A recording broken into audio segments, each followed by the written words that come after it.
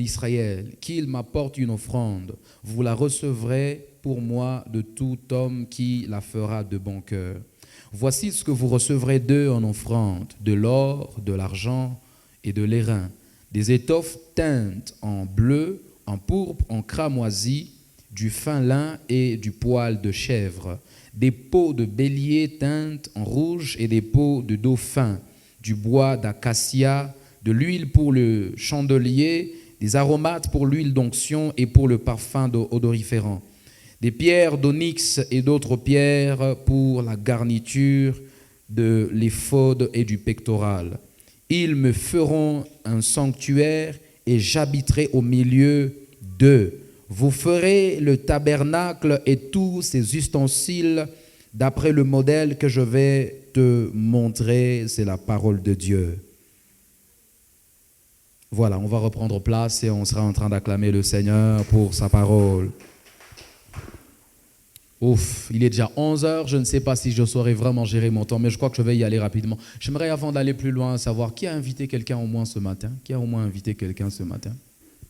Qui a au moins invité quelqu'un ce matin? Qui a au moins invité quelqu'un? Personne. Il n'y a personne qui a invité quelqu'un ce matin. Oh, franchement, c'est pas bon, hein? On ne vient pas à l'église seul comme ça.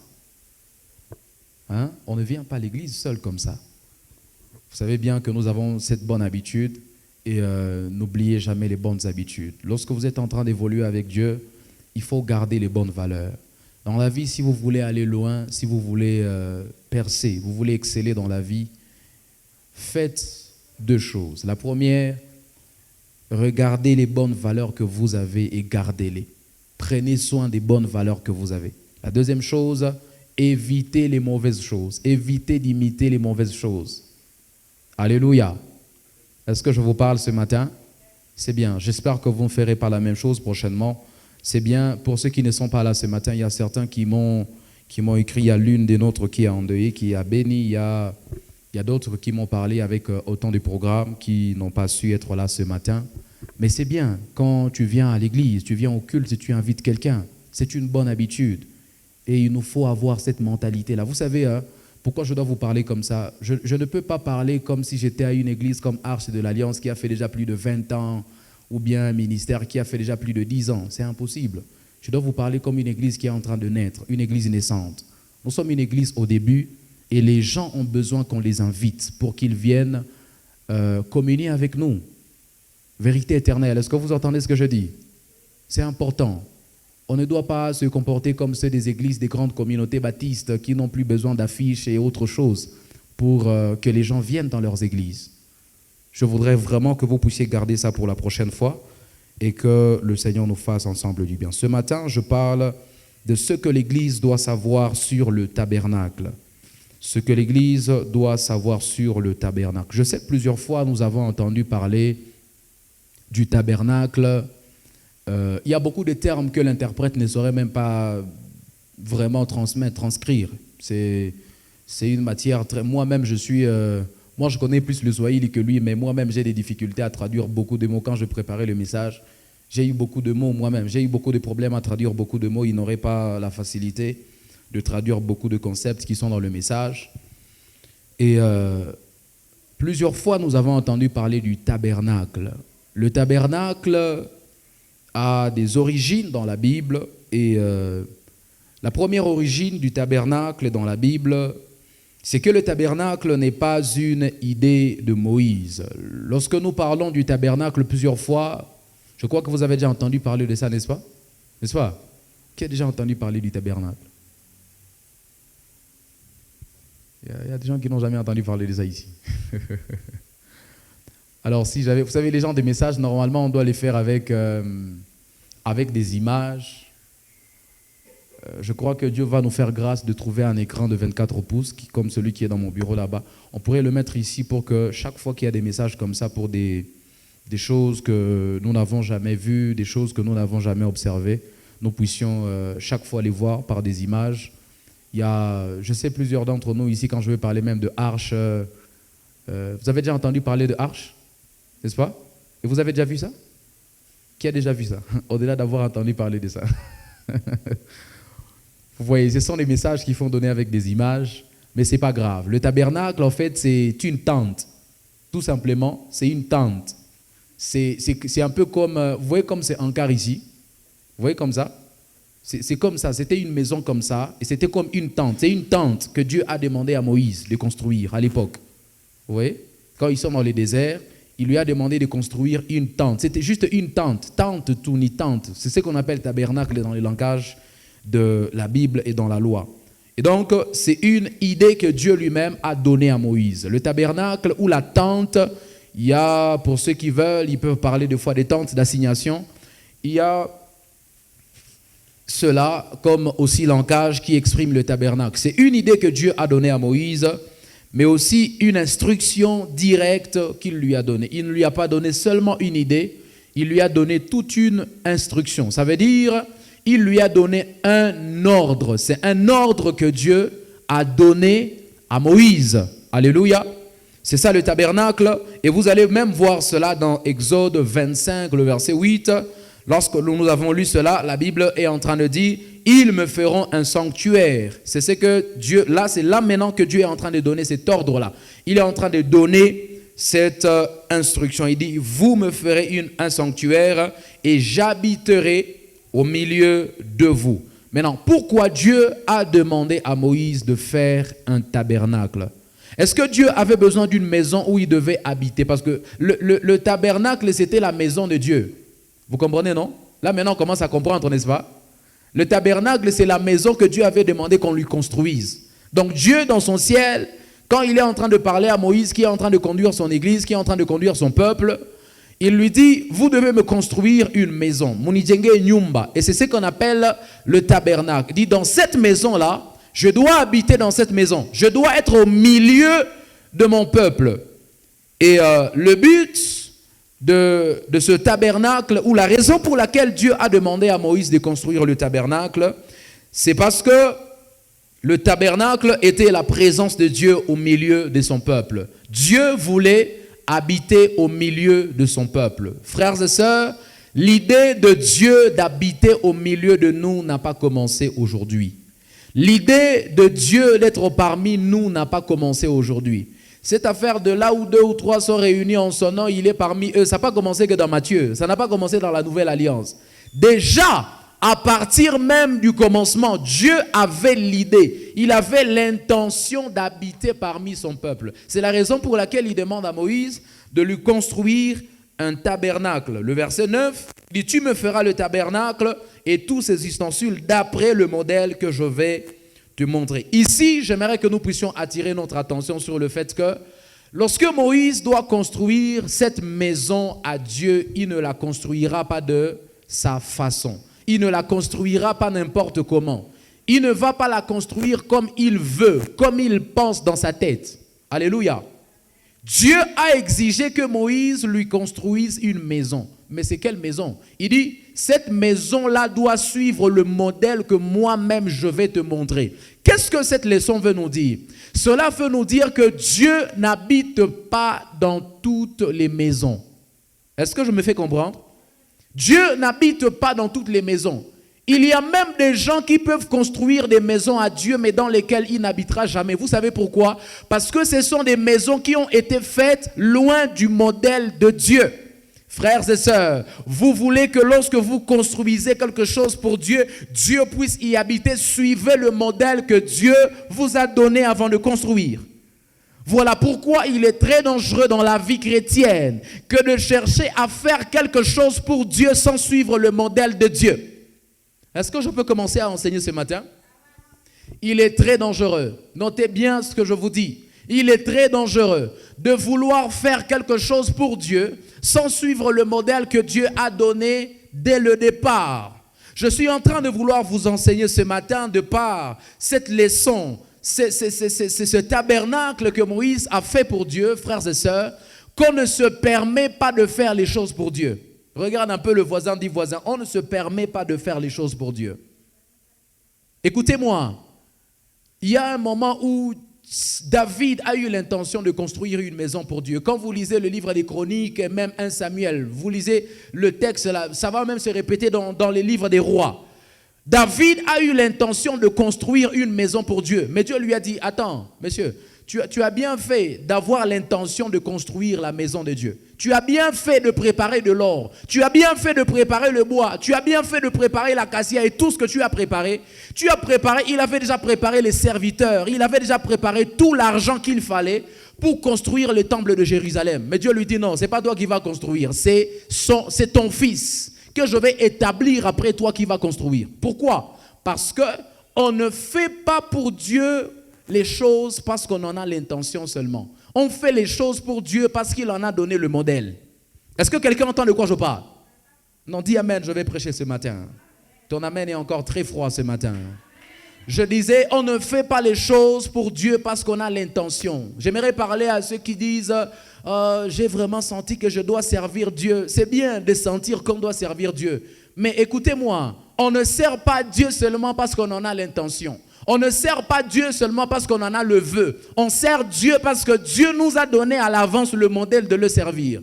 Vous savez pourquoi plusieurs personnes ont commencé à servir Dieu et puis par après, quand ils atteignent un certain niveau, vous aviez dit que c'est parce que Dieu les a élevés qu'ils se sont détournés de la voie de Dieu. Mais c'est juste parce qu'avant même de commencer à le servir, ils n'avaient pas eu le modèle de servir Dieu. C'est ça le problème de plusieurs personnes. Est-ce que quelqu'un entend de quoi je parle? J'aimerais dire à quelqu'un, il y a beaucoup de choses qu'on doit faire à Dieu. Il y a beaucoup de choses, on en a bien l'intention, on en a bien le vœu, frères et sœurs, mais il faut suivre le modèle de Dieu. Dieu a dit à Moïse, tu dois faire cette maison, cette tente-là, selon mon modèle. C'est là que je vais habiter dans ça. Vous savez, il y a plusieurs personnes qui commencent les affaires, plusieurs personnes qui commencent des entreprises, mais qui ne les font pas selon le modèle de Dieu. Et c'est la raison pour laquelle Dieu n'habite pas dans plusieurs entreprises. Dieu n'habite pas dans beaucoup de choses. Parce que plusieurs personnes font des choses. Ils ont même l'intention de le faire pour Dieu. Mais juste qui ne le font pas selon le modèle de Dieu. Regarde un peu le voisin du voisin. Il faut tout faire selon le modèle de Dieu. Ne regarde, dis-lui encore très bien, il faut faire les choses selon le modèle de Dieu. Alléluia. Il y a une structure que Dieu a donnée à Moïse lorsqu'il est maintenant en train de lui donner le modèle. Et c'est la structure générale de ce qu'on appelle le tabernacle. Le tabernacle était composé de 3 grandes parties. C'est ce qu'on appelle les parties principales du tabernacle. Et ça établit même la progression spirituelle dans les tabernacles. La première partie, ou alors qui établit même le schéma dans le tabernacle, on appelle ça le parvis. Dis avec moi le parvis. Je suis en train d'enseigner ce matin, facilite-moi l'enseignement. Dis avec moi le parvis. La deuxième partie principale du tabernacle, on appelait ça le lieu saint. Et la troisième partie, on appelait ça le lieu très saint. Dans Hébreu, vous allez voir tous les détails. Dans Hébreu chapitre 9, du 2e au 3e verset, on est en train de parler de ces 3 parties. Le parvis, le lieu saint et le lieu très saint. Et ça établit même le schéma. Voilà comment on devait procéder, parce que même le sacrificateur, alors il y en avait plusieurs, parce qu'il y a ceux qui restaient dans le lieu saint et il y a un seul qui entrait dans le lieu très saint une fois l'année. Mais où est-ce qu'il commençait? Il commençait d'abord dans le parvis, ensuite ils arrivaient dans le lieu saint et enfin dans le lieu très saint. C'est ça le schéma. On commence d'abord dans le parvis, ensuite on arrive dans le lieu saint et enfin dans le lieu très saint. Dis encore avec moi le parvis. Le parvis, c'est la première partie du tabernacle, comme j'étais en train de le dire. Et ce message doit être suivi avec beaucoup d'attention, parce qu'il y a beaucoup de messages que j'ai derrière tous les détails que je vais vous donner tout à l'heure. Le parvis, lorsque vous lisez Exode chapitre 27, je vous ai donné Exode du 25e chapitre au 40e chapitre. Ça parle, c'est tout le message. Lorsque vous lisez le chapitre 27, on donne les descriptions du parvis. Le parvis était entouré des teintures. Il était aussi entouré, il était accessible à tout Israélite. C'est-à-dire, tout le peuple, tout le monde pouvait accéder au parvis. Tout le monde pouvait arriver là-bas. C'était accessible à tout le monde. Et aussi, le parvis, c'était la première zone d'approche vers Dieu. Je vous ai dit que le schéma est tel que on commence au parvis, ensuite on arrive au lieu saint et enfin on atteint le lieu très saint. quels sont les objectifs du parvis? Alors, les objets qu'on avait dans le parvis, c'est-à-dire dans la cour. Vous voyez, le parvis, c'est comme la parcelle. Je vais vous donner cet exemple de manière typique pour que vous puissiez comprendre, même si je n'ai pas les images à vous projeter sur l'écran. Vous voyez, tel que nous sommes ici, hein? Vous comprenez ce que je dis? Vous voyez, tel que nous sommes ici, la parcelle là, c'est la cour. On appelait ça le parvis. C'est ce qu'on appelle le parvis, la cour. Et à l'époque, le parvis, c'était la cour du tabernacle, c'est-à-dire l'espace vide qui était à l'extérieur du tabernacle. C'est ça, le parvis, à l'extérieur là-bas. Tout le monde peut arriver là-bas, n'est-ce pas? Même celui qui n'est pas de vérité éternelle peut arriver là-bas. Non? On va les condamner? On ne va pas les condamner, non? Même un ivrogne, même un soulard, maintenant, s'il vient, il va se tenir là-bas, non? On ne peut pas le condamner, n'est-ce pas? Même quelqu'un, je ne sais quoi, il peut venir et il se tient à l'extérieur là-bas, au parvis. Il n'y a personne qui va le condamner. Ça, c'était accessible à tout le monde. Et c'était la première étape lorsqu'on est en train de s'approcher vers Dieu. Tout le monde avait accès au parvis. Vous comprenez ce que je dis? Et le lieu saint, je vous donne d'abord l'image, la structure. Hein. Le lieu saint, c'est l'auditorium, là où vous êtes là-bas, à partir d'ici jusque là-bas. C'est le lieu saint. Maintenant, qu'est-ce qu'il y avait? Je vais vous donner tout à l'heure la structure. Le lieu très saint, c'est ici, là où je suis. N'est-ce pas? Il y a, n'est-ce pas, parmi vous des gens qui ne sont jamais montés ici, non? C'est vrai ou c'est pas vrai? C'est vrai ou c'est pas vrai? Ou même si tu es déjà monté ici, ça t'arrive tous les jours de monter ici? Alors, moi, je monte ici tous les jours. Chaque fois qu'on a culte, je monte ici. C'est parce que c'est ici où je travaille. Même la chorale ne monte pas ici tous les jours. Il y a des jours, je monte, je travaille seul ici. Donc ça, c'est le lieu très saint. Et il y avait une seule personne qui montait assez régulièrement là-bas. Tout le monde. Alors, il y a, dans le lieu saint ici, il y avait ce qu'on appelait les sacrificateurs. Les sacrificateurs que vous êtes là-bas, que je considère comme sacrificateurs parmi vous là-bas, ils étaient dans le lieu saint. Alléluia. Vous avez compris maintenant la structure, n'est-ce pas? Maintenant, je suis encore au niveau du parvis. Le parvis est accessible à tout le monde. Et dans le parvis, dans la cour là-bas, il y a des choses que Dieu avait demandé qu'on mette là-bas. Le premier objet qu'on devait mettre dans le parvis, on appelle ça autel, l'autel des holocaustes. Mazabaou. L'autel, c'est Mazabaou. L'autel des holocaustes. Alléluia. L'holocauste, c'est une offrande qu'on devait présenter à Dieu. L'autel des holocaustes, lorsque vous lisez Exode, chapitre 27, du 1er au 8e verset, c'était un autel qu'on avait fait, qu'on avait confectionné en bronze. Le bronze, c'est une matière première en bronze. On avait confectionné ça en bronze. Et c'était le lieu des sacrifices. On devait faire des sacrifices là-bas. Donc, il y a des bêtes qu'on devait brûler là-bas, sur cet autel. Alléluia. Mais qu'est-ce qu'on faisait là-bas? On y versait le sang. On y versait aussi le sang sur cet autel. Et cela signifie, première chose que ça signifie, quand on parle d'autel des holocaustes, c'est la croix. C'était le symbole de la croix. L'autel des holocaustes était le symbole de la croix, mais aussi, deuxièmement, du pardon par le sang. Qu'est-ce que ça veut dire? Vous avez compris, n'est-ce pas, que lorsque je parle du tabernacle, je suis en train de parler de la présence de Dieu, n'est-ce pas? Si je peux donner l'autre synonyme, je suis en train de parler de l'intimité avec Dieu. Au fait, quand Dieu a demandé à Moïse de construire le tabernacle, il voulait que son peuple soit proche de lui. Il voulait que son peuple soit intime, que ses enfants lui soient intimes. Il voulait garder l'intimité, conserver, entretenir une intimité avec son peuple. Maintenant, quel était le processus pour arriver à habiter avec Dieu? Parce que Dieu était dans le tabernacle. Il n'était pas n'importe où. À l'époque, vous comprenez, non? Dieu n'habitait pas partout. Il habitait seulement dans le tabernacle. Et pour arriver là où Dieu habitait, on devait commencer d'abord dans le parvis. Tu ne pouvais pas arriver au lieu très saint sans passer par le parvis. Tout comme ici à l'église. Tu ne peux pas arriver là où je suis ici si tu n'es pas passé à la porte, dans la cour là-bas. Qui est arrivé même ici, même là où vous êtes là-bas, sans passer là-bas? Il n'y a personne, n'est-ce pas? Donc c'est ça la première étape. Maintenant, dans cette première étape, il y avait un autel qui signifiait, qui avait le symbole de la croix, ou bien du pardon par le sang. On y versait le sang. Qu'est-ce que ça veut dire? Ça veut dire que vous ne pouvez pas maintenir Dieu dans votre vie et dans ce que vous faites si vous n'êtes pas d'abord passé par l'œuvre de la croix. C'est impossible, mes frères. L'intimité avec Dieu commence d'abord dans le pardon par le sang de Jésus. Vous n'êtes pas encore lavé par le sang de Jésus, vous ne connaîtrez jamais l'intimité avec Dieu. Vous n'êtes pas encore sauvé, vous n'avez pas encore connu l'expérience de la nouvelle naissance, vous ne serez jamais intime de Dieu. La Bible dit que Dieu ne s'approche pas de ceux qui sont en inimitié contre lui. Alléluia. Est-ce que quelqu'un comprend ce que je dis? C'était ça le premier sens en fait.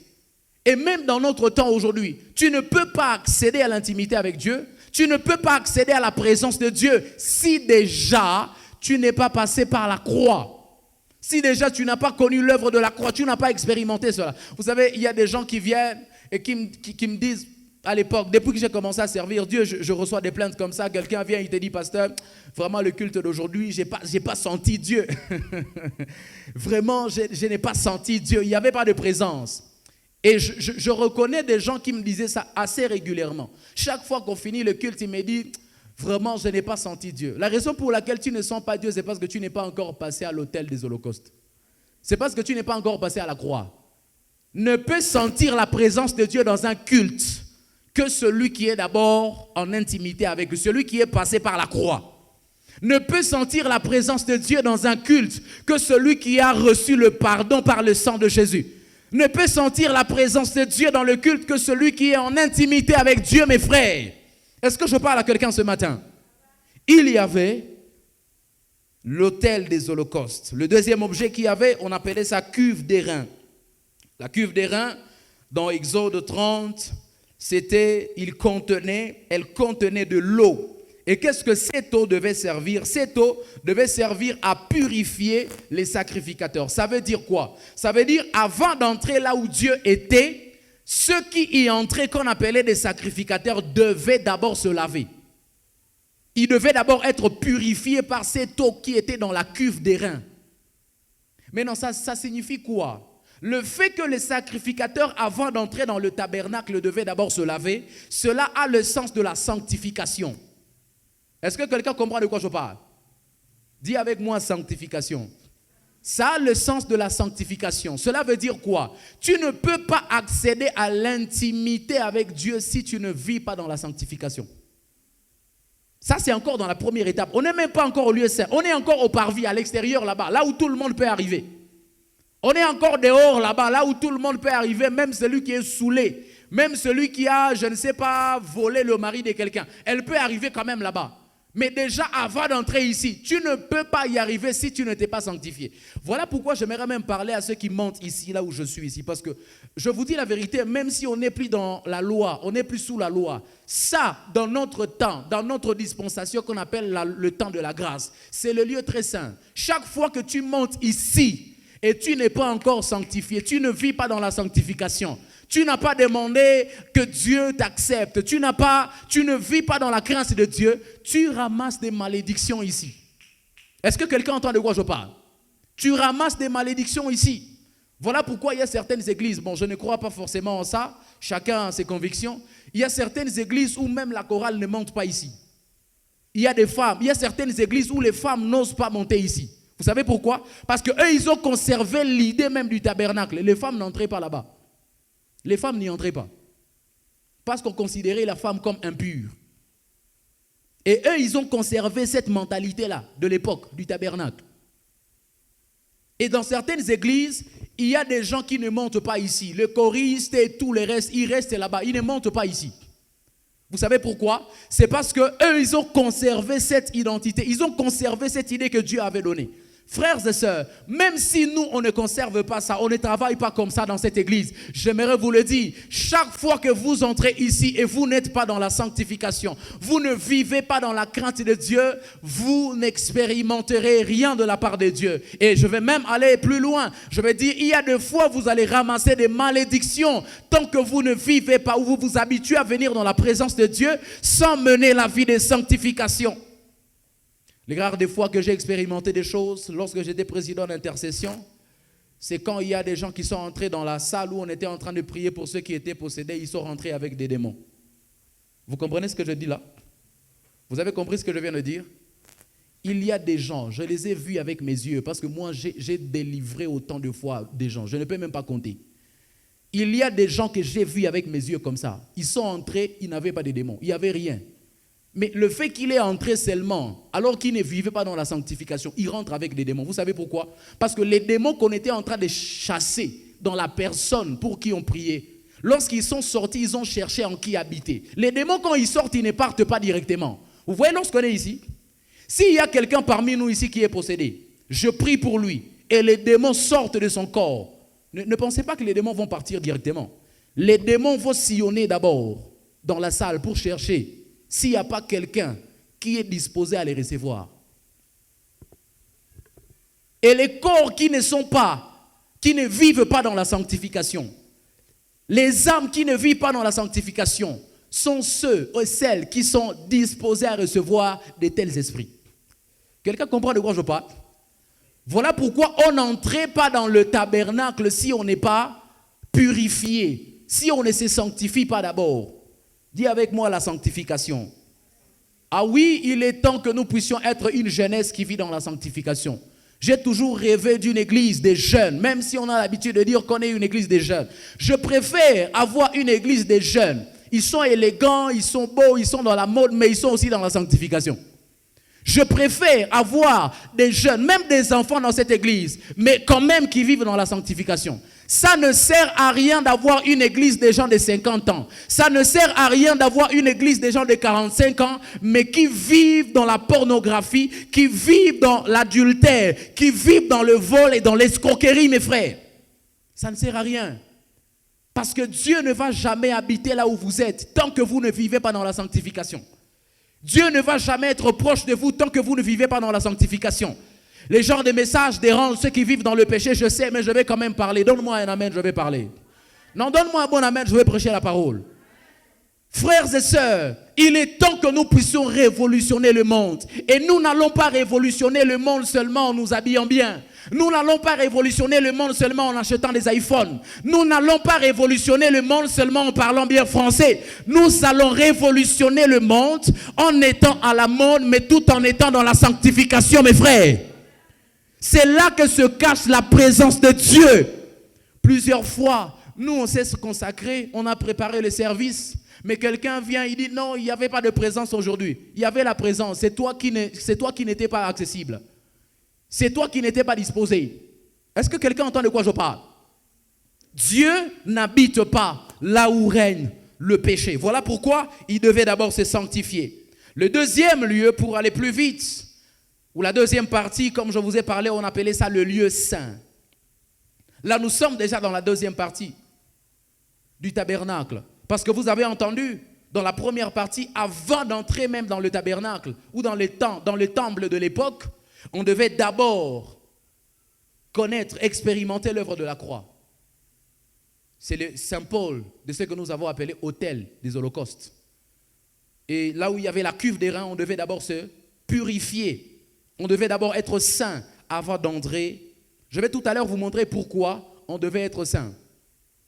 Pourquoi il devait d'abord se laver à l'extérieur là-bas. Tout à l'heure, je vais vous montrer quand je vais parler du lieu très saint. Je prie que le Saint-Esprit m'aide à ne pas oublier ça. Le lieu saint, en lisant Exode 26, 33, 35, vous allez voir qu'il était accessible uniquement aux sacrificateurs, et cela chaque jour. Il n'y a que les sacrificateurs qui entraient là-bas. Suivez très attentivement ce que je suis en train de vous dire. J'ai pitié pour ceux qui n'écrivent pas, mais ce n'est pas grave. Moi, je connais déjà tout ce que je suis en train d'enseigner. Il y a seulement les sacrificateurs qui accédaient au lieu saint, et cela chaque jour. Vous remarquez que dans le parvis, tout le monde pouvait arriver là-bas. Tout le monde pouvait arriver là-bas. Mais seuls les sacrificateurs avaient le droit d'entrer dans le lieu saint. Et cela, chaque jour. Dis avec moi, le nombre diminue.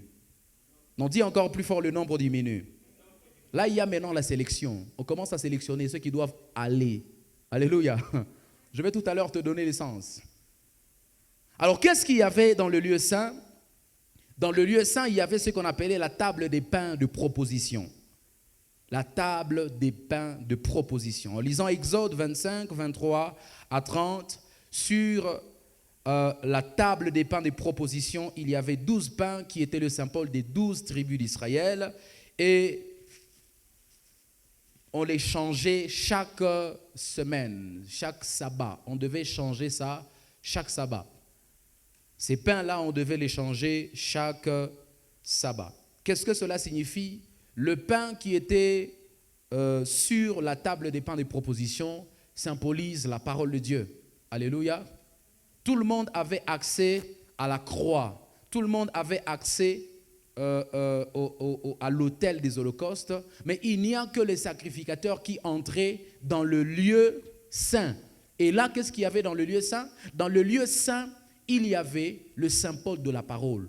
C'est ce qu'on appelle la table des pains des propositions. Et le pain, qui en avait 12, comme j'étais en train de le dire, le pain symbolise la parole de Dieu. Ça veut dire à l'époque, ceux qui avaient accès seulement à la loi, c'était les sacrificateurs. Tout le monde n'avait pas accès à la loi. Vous comprenez ce que je suis en train de dire? Tout le monde n'avait pas accès à la loi. Qu'est-ce que ça signifie aujourd'hui? J'ai reçu plusieurs personnes parmi vous qui m'ont dit, papa, chaque fois que moi je lis la Bible, je ne comprends pas. C'est parce que tu n'es pas encore sacrificateur. Tu ne comprends pas parce que tu n'es pas encore sacrificateur. Parce que depuis la nuit des temps, il n'y a que les sacrificateurs qui avaient accès à la parole de Dieu. Tu n'as pas compris. Il n'y a que les sacrificateurs qui avaient accès à la loi. Ce n'était pas accessible par tout le monde.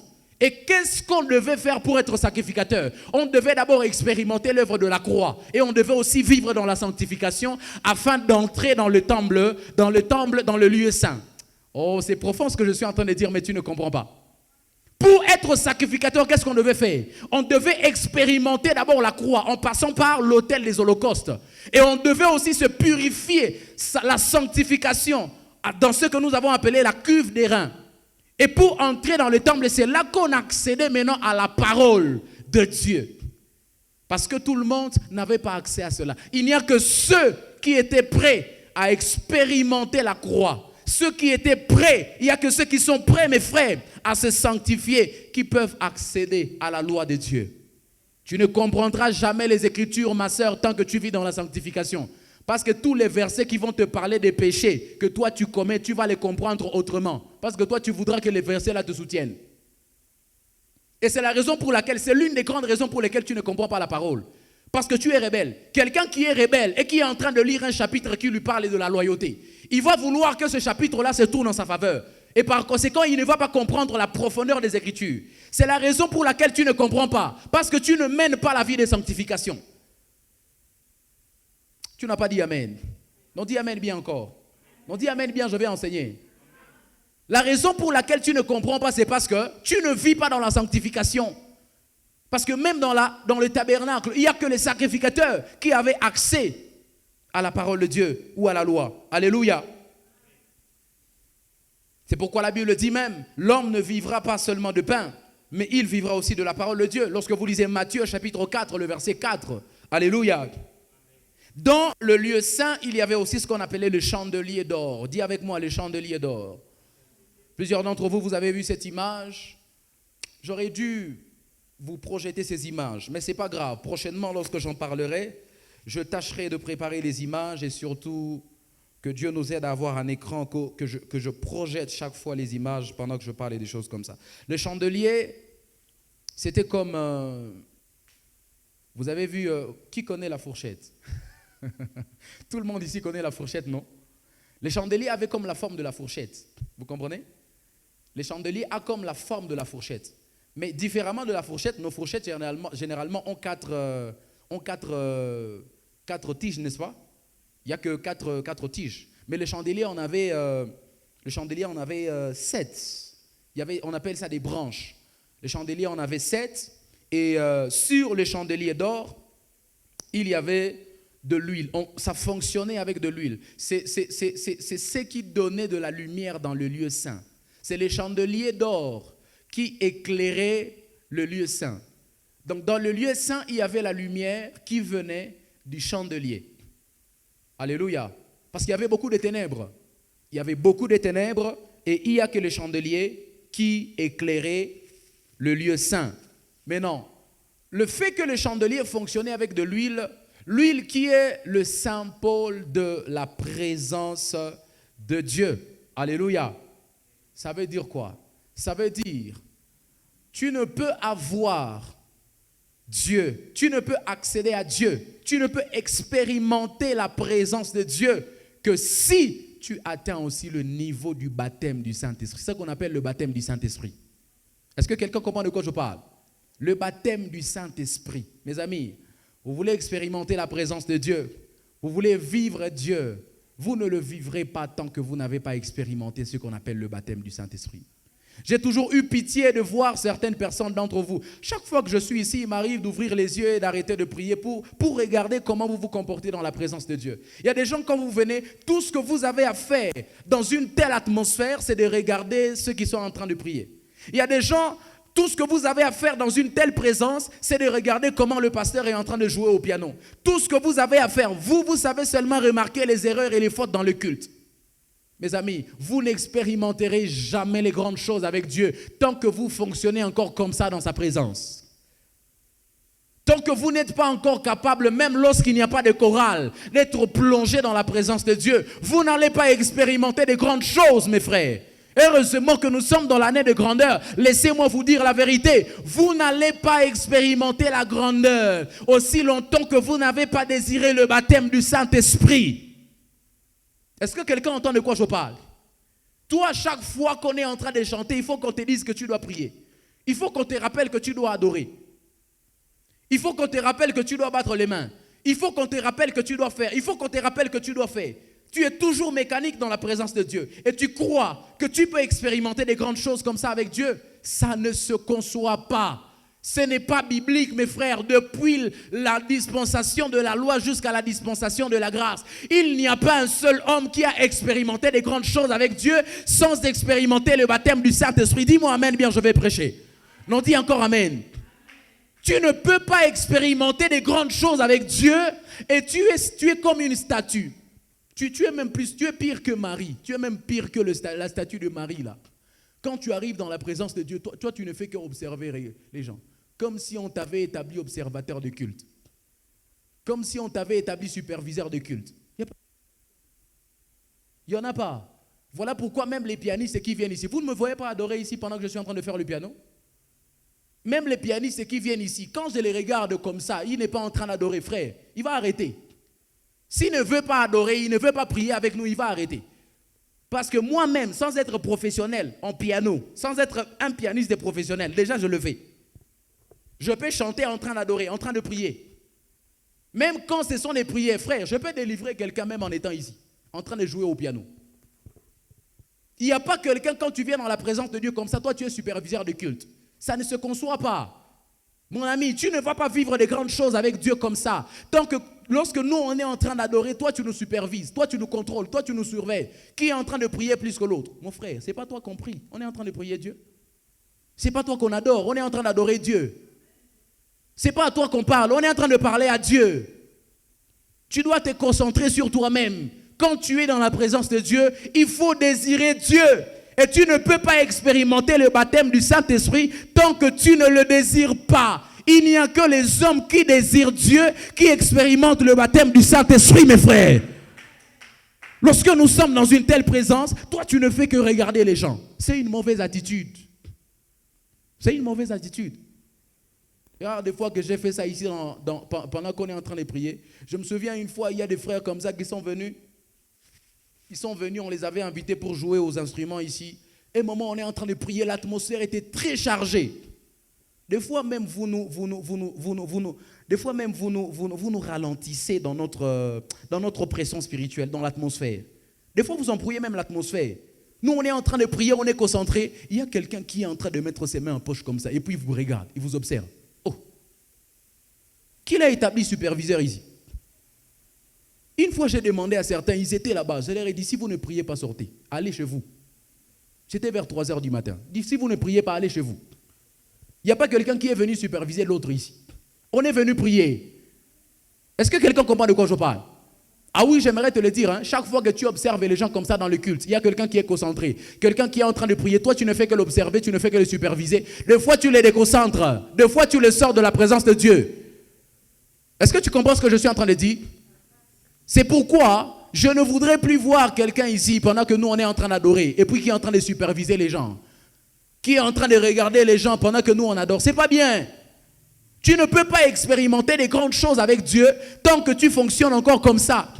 Et ça, c'est une mauvaise mentalité que nous avons. Je sais que plusieurs, vous fonctionnez encore comme ça, parce que plusieurs d'entre nous ici, nous sommes venus de l'autre côté là-bas, chez les baptistes. Là, chacun prie, c'est pas différent de l'église catholique, quoi.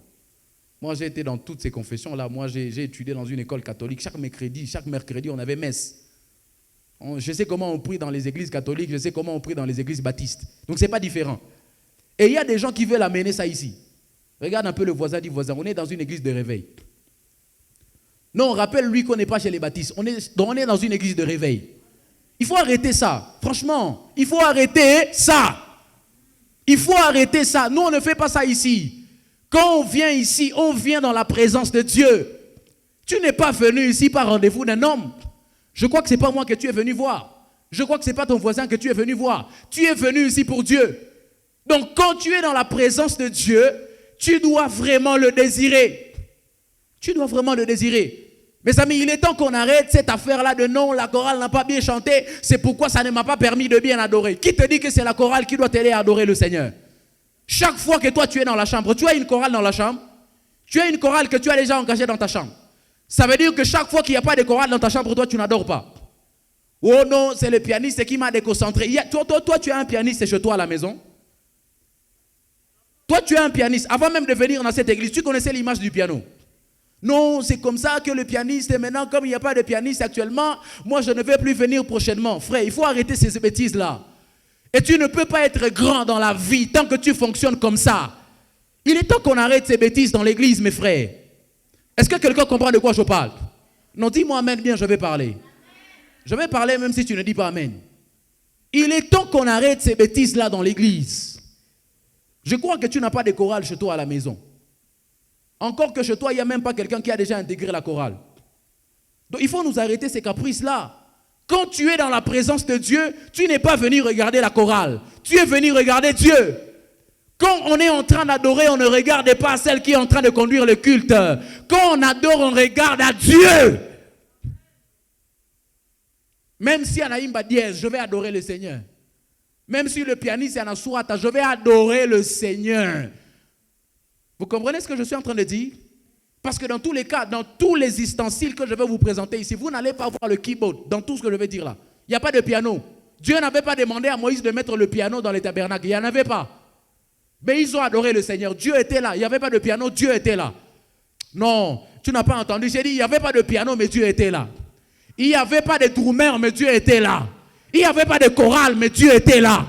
Il n'y avait pas de gens qui chantaient, mais Dieu était là, mes frères. C'est pourquoi on doit arrêter ça. On est cette façon, c'est ce genre d'église aujourd'hui. Non, il faut que la chorale chante comme ça. Il faut qu'il y ait quelqu'un qui conduit les cultes comme ça. Qui conduisait les cultes dans les tabernacles?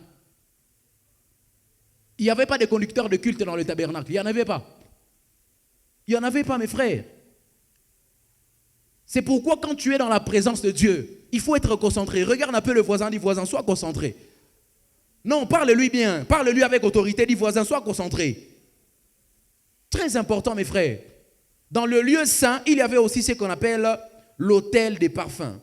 Dans Exode 30, du 1er au 10e verset, vous allez voir, l'autel des parfums était placé devant le voile. Il y avait un voile comme un rideau qui était placé dans le lieu saint et qui séparait le lieu saint du lieu très saint, comme ici, n'est-ce pas? Si ça c'était un tabernacle, on aurait dû mettre un rideau ici, qui sépare l'auditorium, là où vous êtes là-bas et là où je suis ici. Et l'autel des parfums était devant le voile et le parfum montait chaque jour de cet autel-là. Il y a des parfums qu'on mettait sur cet autel et il y a le parfum qui montait vers Dieu chaque jour. Et le parfum dans la Bible, c'est le symbole de la prière, c'est le symbole aussi de l'adoration. Voilà autant de choses qui accompagnent la présence de Dieu. Voilà autant de choses qui déclenchent la présence de Dieu. Autant de choses qui déclenchent l'intimité avec Dieu. Il n'y a pas un seul homme qui m'a dit, qui m'a raconté qu'il est intime de Dieu et qui ne prie pas, qui n'adore pas Dieu. Il n'existe pas, mes frères. Voilà les choses que j'étais en train de vous dire. La raison pour laquelle même quand tu es dans le culte, tu ne sens pas Dieu, c'est parce que tu n'as pas prié. Chaque fois que tu ne sens pas Dieu, c'est que tu n'es pas en train de prier.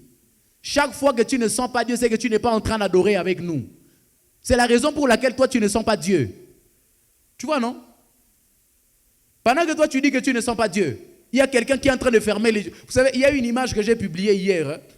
L'image que j'ai publiée pour annoncer le culte. Et puis, dans le groupe des ressortissants du collège, il y a beaucoup de commentaires qui s'en sont suivis, qui sont venus après. Et il y a quelqu'un qui dit, j'ai vu 3 belles dames, 3 jolies dames qui sont sur la photo. Il dit c'est la première impression, parce que j'avais demandé aux gens de nous raconter en commentaire ce qu'ils ont vu en premier. Il dit, moi je vois 3 jolies dames. Et il dit, mais je vois une seule qui est concentrée dans la présence de Dieu et 2 autres qui sont distraites. Tu vois, hein? C'est comme ça que toi aussi tu te comportes. Chaque fois que tu ne sens pas la présence de Dieu. Je peux te donner le secret de sentir la présence de Dieu dans le culte. Est-ce que je peux parler? On dit Amen, je vais parler. Dis Amen, je vais parler.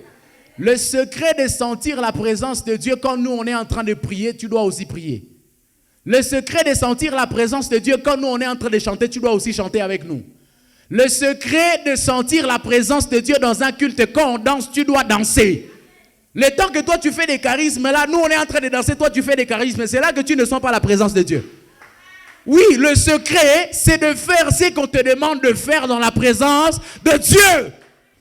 Il est temps qu'on arrête, qu'on soit une véritable église de réveil. Quand le conducteur de culte te demande de prier, tu dois prier pour sentir la présence de Dieu. Ah, quelqu'un n'a pas dit Amen ce matin. Il est temps qu'on soit une véritable église de réveil. Quand on nous demande d'adorer, tu dois adorer avec la chorale. Il n'y a pas plus grand dans la présence de Dieu, mes frères. Est-ce que quelqu'un comprend de quoi je parle? C'est ça le secret de sentir Dieu quand on est dans sa présence. Chaque fois que tu feras le contraire de ce qu'on te demande, tu ne le sentiras pas. C'était le Saint Paul de la prière et de l'adoration, l'autel des parfums. La troisième partie, je crois que je vais finir mon message, gloire à Dieu. La troisième partie du tabernacle, c'était le lieu très saint. Dis encore avec moi le lieu très saint. On appelle ça aussi saint des saints, dans le langage plus charismatique. Dans Exode 26 à 34, et lorsque vous lisez même Hébreux chapitre 9, 3 à 5, on nous montre que ceux qui accédaient au lieu très saint ou bien au saint des saints, c'était seulement le souverain sacrificateur, une seule personne. Il n'y en avait pas 2. Une seule personne. Et dans quelle fréquence il y arrivait? Il y entrait une seule fois l'année. Il y entrait une seule fois l'année. Et qu'est-ce qu'il faisait? Chaque fois qu'il entrait dans le lieu saint, alors dans le lieu très saint, le souverain sacrificateur, il devait y entrer aussi avec du sang. Alléluia. Il devait y entrer avec du sang. Le deuxième objet, ou alors le premier objet qui était dans le lieu très saint, on appelle ça arche de l'alliance. Dis avec moi arche de l'alliance. Dans le lieu très saint, c'est-à-dire la troisième partie, qui est même la dernière, où une seule personne avait le droit d'entrer, on avait ce qu'on appelle l'arche de l'alliance.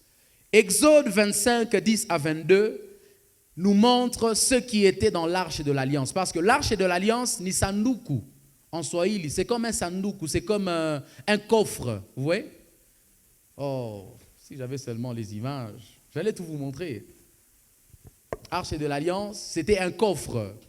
C'était un coffre, c'était un cube en fait. Ah non, c'était un rectangle. Je ne sais pas comment on appelle ça, parallélopipède. Qui ont fait une bonne école primaire. Parallélopipède. C'est comme ça? Parallélopipède. C'est comme ça qu'on prononce ça, non? Le parallélopipède. Qui peut nous définir ça ici? Qui a bien suivi son enseignant à l'école primaire? Le parallélopipède. Alors, ce n'était pas un parfait parallélopipède parce que le parallélopipède souvent est courbé comme ça. Mais l'arche de l'alliance était droit. Et je voulais donc dire que c'est le lieu saint qui était comme un rectangle. il y avait autant de mesures. Il y a, je crois, c'est 12 coudées. On parle de 12 coudées qu'on estime en mètres aussi, 12 coudées et demi de longueur et 6 mètres et demi de largeur. C'était le lieu saint. Mais le lieu très saint, à moins que je ne m'abuse, je vous ai donné les détails. Si je me trompe, vous allez voir ça dans le texte. Le lieu très saint, lui, était un carré. C'était un carré, c'était comme un cube. Vous voyez ici? C'était comme un cube. Les longueurs étaient vraiment parfaites. Il y avait 6 mètres de longueur et demi et 6 mètres de largeur et demi. Et c'était comme un cube. C'était partout, 6 mètres et demi, 6 mètres et demi. Et dans l'arche de l'Alliance, qui est le premier ustensile qui était dans le lieu très saint, il y avait les tables de la loi. Il y en avait 2. La première table portait 5 commandements et la deuxième portait 5 autres commandements qui fait 10 commandements. Et dans la même arche de l'Alliance, il y a ce qu'on appelle aussi la verge d'Aaron. La verge d'Aaron était aussi plongée, était aussi mise dans l'arche de l'Alliance et il y avait aussi la manne. Dans l'arche de l'Alliance, il y avait la manne. Qu'est-ce que cela signifie? Les tables de la loi signifient effectivement la loi de Dieu. Et la verge d'Aaron, c'était le symbole de l'autorité divine. Le symbole de l'autorité divine. Mais pourquoi? Parce que vous allez voir, la raison pour laquelle on met la verge d'Aaron dans l'arche de l'Alliance, c'est-à-dire dans le lieu très saint, dans le lieu où se trouve Dieu, là où Dieu reste, c'est parce que on avait contesté l'autorité d'Aaron parmi le peuple. Oui? Il y a des gens qui n'étaient pas d'accord avec l'autorité d'Aaron. C'est pourquoi, lorsque Dieu a demandé qu'on fasse l'arche de l'Alliance, il a demandé qu'on mette la verge d'Aaron dans l'arche de l'Alliance pour imposer son autorité. Voilà pourquoi j'aimerais dire à quelqu'un, toi qui as l'habitude de dire non, ne m'acceptez pas dans ma famille, non, ne m'acceptez pas. Moi, chaque fois que je parle, les gens n'acceptent pas. Les gens n'acceptent pas parce que tu n'as jamais eu la présence de Dieu. Tu n'as jamais été porteur de la présence de Dieu. Les hommes et les femmes qui ne sont pas acceptés dans la société sont imposés dans la société par la présence de Dieu. Tu n'as pas compris ce que je disais. J'ai dit les hommes et les femmes qui sont contestés dans la société devant les hommes et les femmes qui ne sont pas acceptés par les hommes sont imposés devant ces mêmes hommes-là par la présence de Dieu. Vous n'avez pas appris que lorsque Bartimée était sur la route, il était rejeté par les gens, tout le monde était en train de passer, il le laissait là, il le négligeait, on le méprisait. D'ailleurs, la Bible dit que lorsque Bartimée a osé crier « Fils de David », les disciples l'ont raboué pour lui dire « Non, tu déranges, tais-toi » parce qu'on le négligeait. La Bible déclare, lorsque Jésus est venu vers cet homme, il a demandé à ce que les mêmes personnes qui étaient en train de le faire taire puissent l'encourager afin de s'avancer vers lui. Ça veut dire, Bartimée, tant qu'il n'avait pas encore Jésus, il était négligé par les hommes. Mais lorsque Jésus l'a rapproché, en d'autres termes, lorsque Bartimée est devenu intime de Dieu, la Bible déclare, les mêmes hommes qui le négligeaient sont les mêmes hommes qui ont été des serviteurs de Bartimée. J'aimerais dire à quelqu'un ce matin, lorsque tu accèdes à la présence de Dieu, les mêmes hommes qui te négligent, Dieu fait en sorte qu'ils deviennent tes serviteurs. Je déclare du haut de cette chair que les hommes qui te négligeaient avant, que les hommes qui ne te considéraient pas avant, on disait que tu es une petite fille. À partir de la présence que tu portes à partir de ce matin, je dis, à partir de la présence que tu portes ce matin, que cette présence t'impose devant tes ennemis, que cette présence t'impose devant les gens qui ne te prennent pas sérieusement. Je suis en train d'annoncer à quelqu'un ce matin, les gens qui ne t'ont pas pris au sérieux en 2025, ils seront juste surpris que tu portes déjà quelque chose que je suis en train d'appeler la présence de Dieu, quelque chose que je peux encore appeler l'intimité avec Dieu, qui va t'imposer devant ces mêmes hommes. Je prie que cela soit le partage de 10 personnes qui me disent Amen. Lorsque tu deviens porteur de la présence de Dieu, Dieu va t'imposer. Dieu dormait là où il y avait la verge d'Aaron. Ça veut dire Dieu lui a donné l'autorité. Là où on ne l'écoutait pas, Dieu l'a imposé de façon à ce qu'on commence à l'écouter. C'est pourquoi il a imposé qu'on mette sa verge dans l'arche de l'Alliance. Je prie que ton business, là, Dieu le mette dans l'arche de l'alliance. Ah, tu n'as pas compris. J'ai dit que Dieu mette tes études dans l'arche de l'alliance. Que Dieu mette ton nom dans l'arche de l'alliance. Ah, lorsque les gens entendaient parler de toi, ils voyaient une petite fille. Lorsque les gens entendaient parler de toi, ils voyaient un petit garçon. Que Dieu prenne ton nom. Je dis que Dieu prenne ton nom. Qu'il le mette dans l'arche de l'alliance. Si tu n'es pas d'accord, j'utilise l'autorité que Dieu m'a donnée. Je récupère ton nom de là où il est. Je prends ton identité là où il est. Je prends ta réputation de là où elle est. Et je la dépose dans l'arche de l'alliance. Là où tu n'avais pas d'autorité. Là où tu n'avais pas de pouvoir, que Dieu te donne le pouvoir. Je dis que Dieu te donne le pouvoir. Je dis que Dieu te donne le pouvoir. Ah, je prends ton commerce et je le dépose dans l'arche de l'alliance. Je prends ta famille et je la dépose dans l'arche de l'alliance.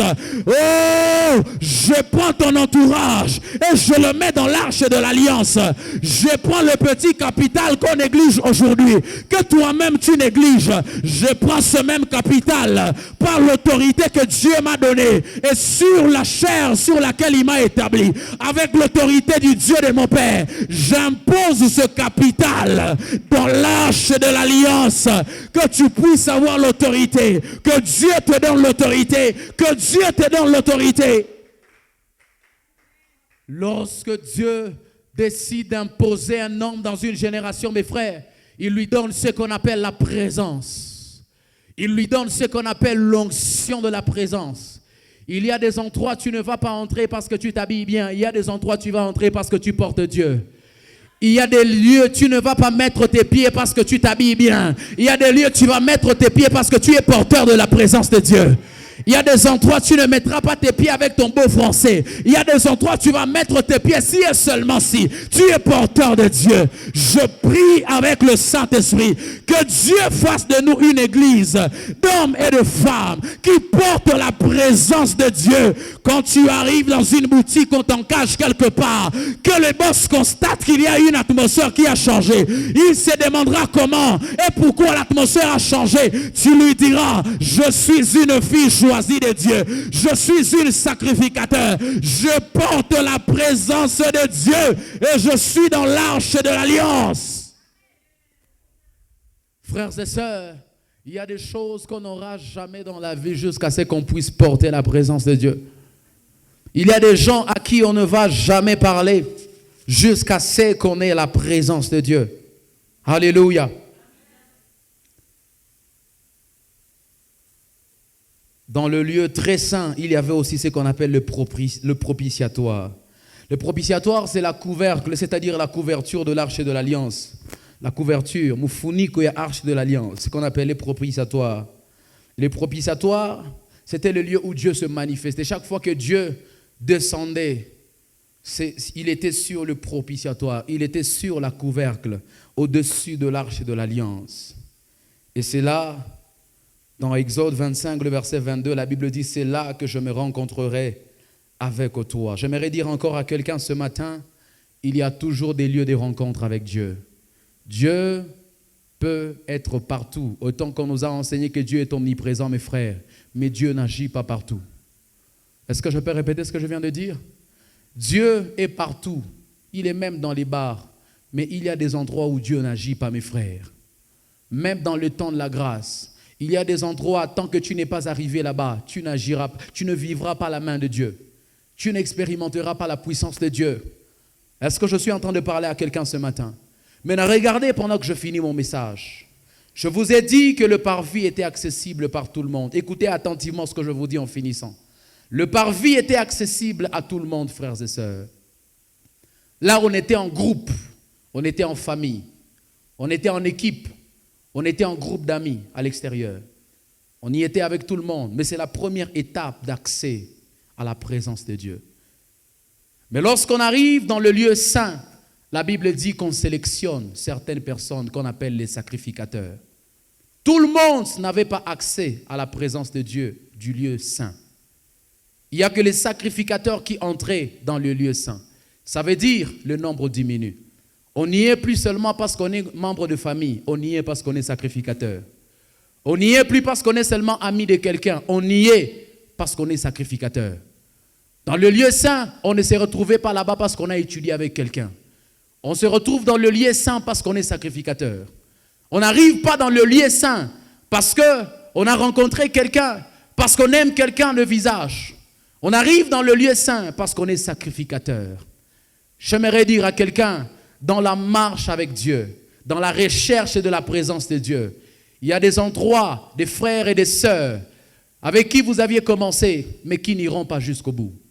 J'aimerais dire à quelqu'un, il y a des dimensions, quand tu es en train de chercher Dieu, tu te rendras compte que tu n'es plus en famille. Tu dois te retirer de ta famille pour que tu sois sacrificateur dans le lieu saint. Parce que ce ne sont pas les familles qui entraient dans le lieu saint. Ce sont les sacrificateurs qui entraient dans le lieu saint. À un certain moment, mon frère, tu dois accepter de payer le prix de la solitude. Il n'y a que les sacrificateurs qui entraient dans le lieu saint. Et à un moment, tu dois accepter de te retirer du groupe de tes amis. Tu dois accepter à un moment de quitter le groupe de tes collègues de service. J'ai aimé une fois quelque chose que Jonathan a dit la semaine. Il a dit, mes frères, pour vivre la grandeur, on doit accepter de se séparer d'avec certaines personnes. J'avais déjà enseigné sur ça en 2024. Je vous ai dit une fois, acceptez d'être sélectif dans la vie. On ne marche pas avec tout le monde, mes frères. Si vous me dites, pasteur, pourquoi tu nous ramènes dans la loi? Je vais vous ramener même dans la grâce. La Bible déclare que lorsque Jésus est en train de marcher avec ses disciples, il y a un groupe de 3 avec qui il allait. Il ne marchait pas avec tout le monde. Il y a un moment où Jésus a accepté que la foule vienne, c'était le parvis. Il y a un autre moment où il marchait seulement avec les 12, c'était les lieux saints. Il y a un autre moment où il marchait seulement avec les 3, Jean, Jacques et Pierre, c'était le lieu très saint. Parce que plus on avance dans l'intimité avec Dieu, plus on avance dans la vie chrétienne, plus on devient solitaire. Ah oui, j'aimerais te le dire. Plusieurs fois, lorsque tu as constaté que les gens commençaient à t'abandonner, plusieurs fois, lorsque tu as constaté que les gens ne sont plus d'accord avec les choses que tu dis, c'est parce que tu es en train de grandir dans la vie chrétienne. C'est parce que tu es en train de monter de niveau. Plus tu montes, plus tu seras seul. Mais ce qui est intéressant dans tout ça, c'est que le parvis était moins puissant. Quand on arrive dans le lieu saint, c'était encore puissant. Mais quand on arrivait dans le lieu très saint, c'est là que se retrouvait Dieu. C'est là que c'était encore plus puissant. Ça veut dire plus on avance, plus on diminue. Et plus ça devient puissant. Tu as compris ce que je dis? Plus on avance dans le processus, dans la marche avec Dieu, plus on sera seul, plus on sera dans la solitude, et plus ça deviendra puissant.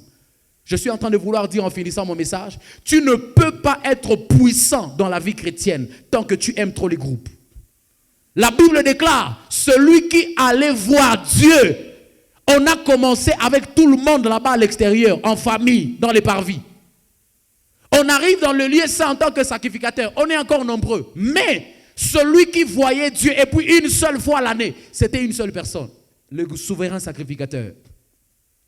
Et c'est là qu'il y avait le pardon du péché. Le pardon du péché n'était pas au parvis. Le pardon du péché n'était pas dans le lieu saint. Le pardon du péché était dans le lieu très saint.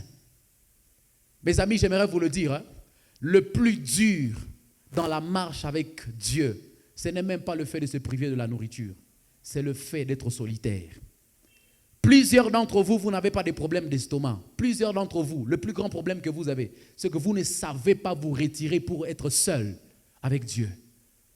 Et c'est la raison pour laquelle vous avez même l'habitude de dire vous ne sentez pas Dieu. Ah oui, vous ne pouvez pas sentir Dieu tant que vous aimez trop les groupes, tant que vous aimez trop le culte. Est-ce que je peux parler ici? Mes frères, il y a un temps, vous savez, là on est dans le culte du parvis, parce qu'on est tout le monde ici. Mais il y a un deuxième culte, on appelle ça le culte des départements dans une église. Au-delà du fait d'adorer le Seigneur avec toute l'église, tu dois être dans un département qu'on appelle le lieu saint. Là, c'est restreint. Vous êtes encore moins nombreux. Là, vous allez adorer Dieu en tant que département. Mais au-delà de ça, tu dois être capable d'adorer Dieu même quand tu quittes le département. Et tu adores Dieu seul à la maison. Là où tu es capable de prier seul, dans ta chambre, à genoux. Combien parmi vous ici sont capables, quand nous finissons ici, quand vous quittez les départements dans lesquels vous êtes, et vous êtes capable d'aller vous agenouiller devant vos lits? Combien parmi vous sont capables de faire ça?